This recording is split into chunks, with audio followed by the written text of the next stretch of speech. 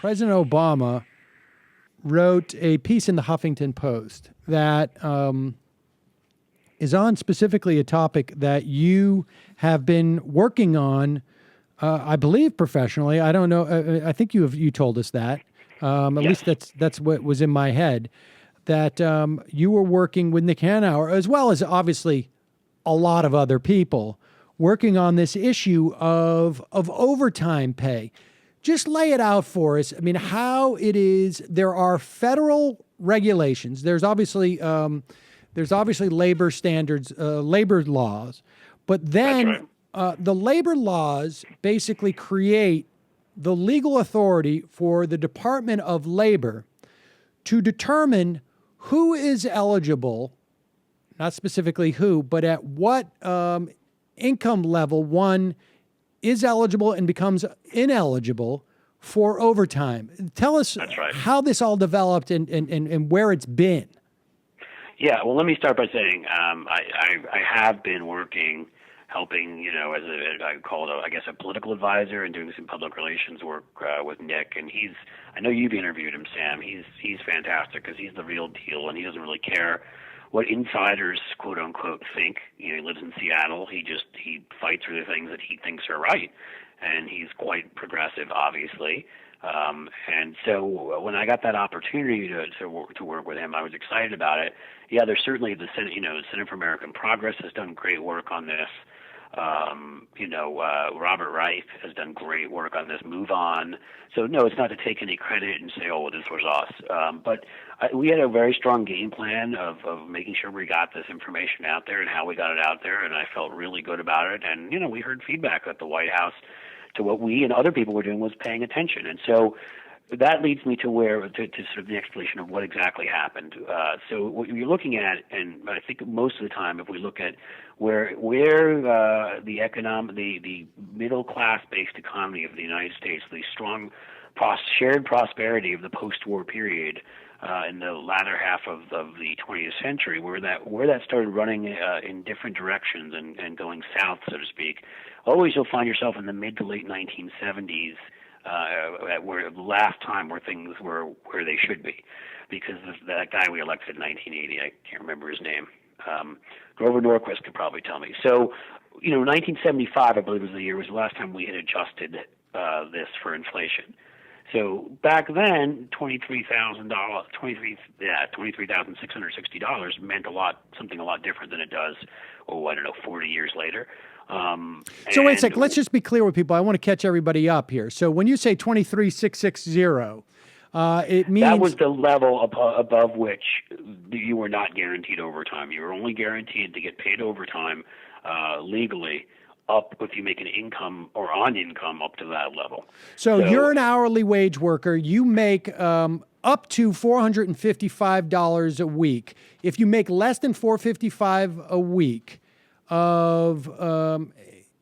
you can qualify for overtime. And obviously somebody could write it into their contract, but they don't. Well, it's a rule. So they would be breaking that rule, which has the force of law behind it, if they're not paying it to you. If you make up to that amount, they are supposed to be paying you overtime, time and a half for every hour you work over 40 hours a week. And the average American works 47 hours a week these days. So I think we can figure out that there are a lot of people who are losing a lot of overtime. We advocated for tripling that threshold up to about 69,000. Why? Because with inflation, that was what it would take to have it cover the same number of people that were being covered back then. And that was, I think, let's call this example, Sam, and we've had the conversation on this show, of not starting off by negotiating with yourself. Right. I'm not sure we thought, we would have loved it if 69,000 become the number. That would obviously be a huge increase. I don't know if any of us expected them to go the full way, but by starting up there and having that be a legitimate place to start, because it would be where things were when we last made a change. We were able to sort of get a lot of people involved. Sherrod Brown and Elizabeth Warren and others got involved arguing for this. A lot of progressive pundits did. And some of the folks I named earlier. And so the number we originally heard was 42. And we, obviously that's a big improvement from 23. but not where we wanted to be. And then we suddenly were hearing things more like 45. But in the end, we got over $50,000. I can't remember the exact dollar number, but it's 50,000 something, 600, something like that. 50,440, I think it was. Thank you. I appreciate that. And so what that means is 5 million more people now will be eligible. And as Robert Reich and Nick argued in their most recent op-ed in Medium, that essentially they refer to this as this is like the minimum wage. What the minimum wage is to working people, this is to the middle class, because we're talking now about people in the middle of the spectrum and the income levels we're covering. Who will get a big raise from this, and so conservatives will attack it and say, oh well, then here's what's going to happen. Then they're just not going to let people work above that number of hours. They're going to adjust around it.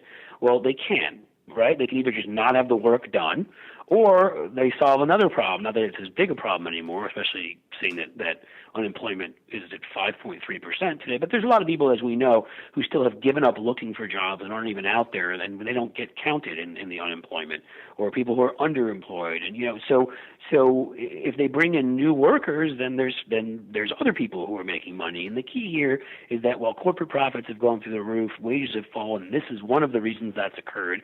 And corporate profits get stashed in a bank in the Grand Caymans, while someone who's making, $45,000, $48,000 a year is going to spend that money on things which is going to create more jobs. I mean, it's a virtuous cycle, and it makes sense. So obviously, the conservative complaints about this are ridiculous. Corporate profits are enormous. Corporations can afford to do this, and by doing this, you're putting money back in the economy, and you're bolstering that middle class, which is what a great economy has always been based around. And so we consider this. Look, I would have loved it if it was 60, right? Hell, I'd love it if it was 51. I mean, I'd like it to be anything more than it is. But when you think of from 23, I mean, it's being more than doubled. That's a pretty good day as far as I'm concerned. So we're really happy with that outcome. Yeah, this is, it's going to be interesting to see. I mean, it hopefully will also put, because of that same thing, like, look, if people say like, okay, we're not going to pay for overtime for workers, we don't want to get into that time and a half stuff, we're going to have to hire more people. You hire more people, it puts upward pressure on wages. I mean, that's just sort of the bottom line, right? Because if I'm a worker, let's say, a lot of these people, if you're making you're making $23,000 a year. You're in minimum wage territory, depending on what state it is, and so if I'm looking at, let's say, $8, $9, $10 an hour for a worker, and time and a half is going to put that to $12 or $13 or $15 an hour. Somewhere between those two numbers, right, is where you start getting the wage pressure. Because if I'm looking for a new worker to fill that role, it's going to start to create an increase in pay, because I know that the options, I don't know, but I'm saying that in terms of the way that this is going to work, the options for that employer are either $15 an hour, assuming it's a $10 wage earner, or somewhere in between, right? And so, I think it's a good thing, and I think, like you say, it doesn't go as high a threshold, but it's just one more sort of, I guess, it's a victory. Yep. We'd like more, but it's a victory. And I think the second great point that I would take from this, which I'll say quickly, is, again, working with Hanauer and his group of people, and there's some great people. Some people know David Goldstein, who used to write for, had a blog that was a big blog out in Seattle and Washington called Horse's Ass, right, which is a fantastic name, too. He used to be a radio host out there, too. He's been on the scene for a while. He's helping advise Nick. There's some great progressive people behind this. And I think, to me, a good story, Zach Silk, also, who ran the marriage equality campaign there on the ballot in Washington that won. I think that the story here is, when Washington, D.C. isn't working, ideas can come from outside of Washington and can force Washington to change. It can force the states to change. This group of people I'm talking about were the ones who also, again, not just them, but with others who are stakeholders, got together and started pushing the minimum wage to be $15 in Seattle. I mean, that's where it began. And of course, people said that's crazy. That's never going to happen. Meanwhile, it's on a path to hit 15 by, I don't know, 2017 or something. In Seattle, they did it, and they did it in San Francisco, and I guess New York, right, and LA, and they did it in LA. I think New York and Chicago are set to go up to 13, if I'm right, or maybe I'm wrong about New York. I know Chicago, I just read, is over the next sort of couple of years. I mean, this is what forced these minimum wages to go up, and now you've got overtime. I guess I'm just saying that people, we all get discouraged, but you can make a difference outside of Washington, D.C. by pushing for these things. Get out there, make some noise, and organize yourselves and do some smart things, and you never know what will happen. So that's a pretty good feeling, too.